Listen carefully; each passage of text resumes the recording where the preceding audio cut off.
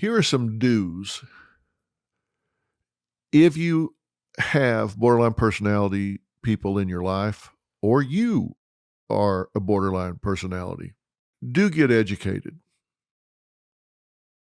You do want to learn about this disorder. And the thing is, if you've got a laptop, iPad, smartphone, computer, you're walking around with a library. You know what a library is. It's a big building with books in it. We used to have to go there to get information. Now we can just kind of punch it up and read it. You want to educate yourself. Knowledge is power. And if you can educate yourself about this disorder, it will help you cope with it, whether it's you dealing with somebody else or dealing with yourself. You do want to get personal help or support because you have to take care of yourself. It's particularly important if you're living with someone that has borderline personality. And you may say, hey, Dr. Phil, you're my helpline. I don't have money to go to a therapist or whatever. Okay, maybe this is your education. And there are support groups out there. You can find them on the internet, people that live with borderline personalities, that were raised by borderline personalities. But the important thing is you've got to take care of yourself. When you're dealing with a borderline personality, you want to use open-ended questions in what I call a two-way communication model. Now, I'm going to take a minute to spend on this. You don't want to ask yes or no questions. You want to ask open-ended questions. And an example is you can say what you want them to hear you saying, but you need to finish it with, tell me what you hear me saying. Because if you don't, you have no idea how they've interpreted what you've said. You may say, hey, listen, I'm going to have to cancel our plans this weekend because my mom called and she's coming in town, so I'm going to have to entertain her this weekend. So is that okay? That's not an open-ended question because you're going to get a yes or no. Is that okay? Yes. You don't know what they heard you say, how they interpreted what you said. You may have said, hey, my mom's coming in this weekend, and so I'm going to need to spend time with her and have dinner for her Saturday night at the house instead of meeting you and going to a movie and dinner. Okay? Yes, sure. What they may have heard you say and how they may interpret that is, I'm tired of you. I don't want to spend time with you anymore. You're not good enough for me. I'm not going to spend any more time investing in you, and I'm leaving you like everybody else in your life has. Okay? You say, well, wait a minute, that's not what I said. No, but that's what they heard.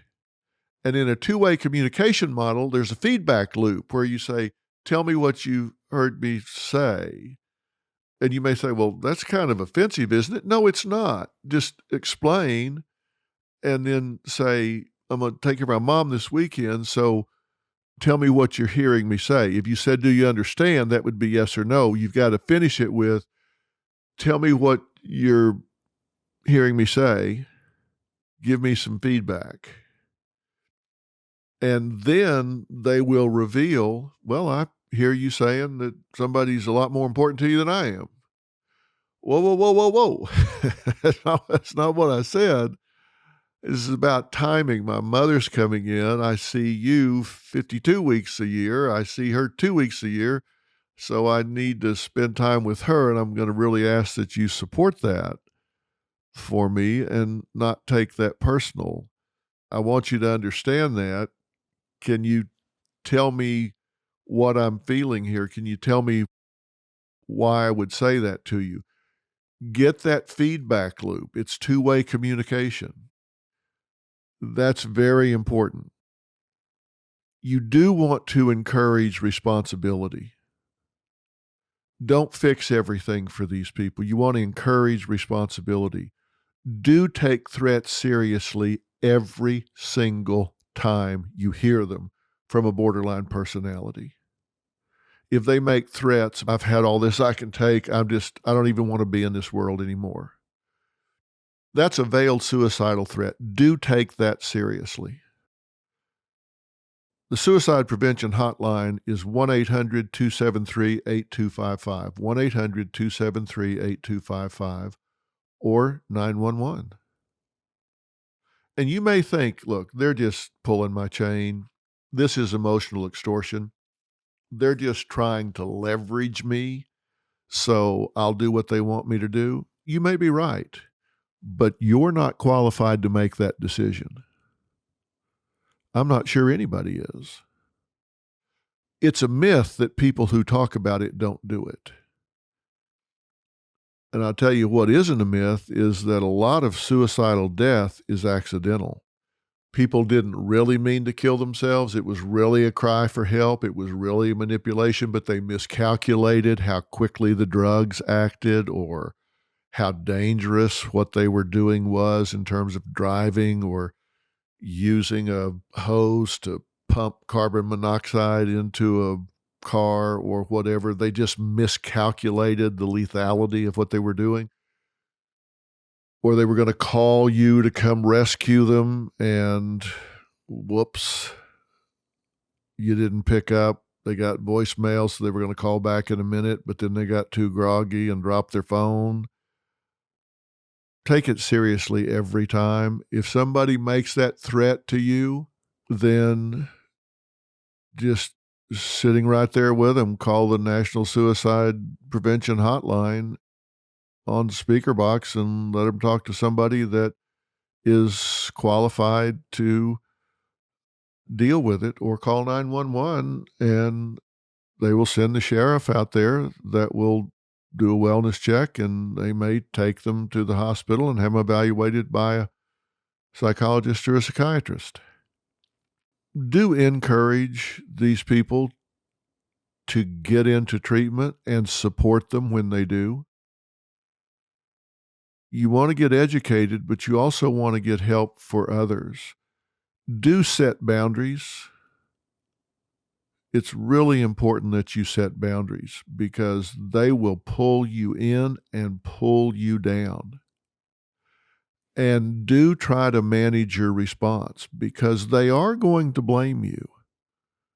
There are 3 C's you need to hang on to here. You didn't cause it, you can't cure it, and you can't control it.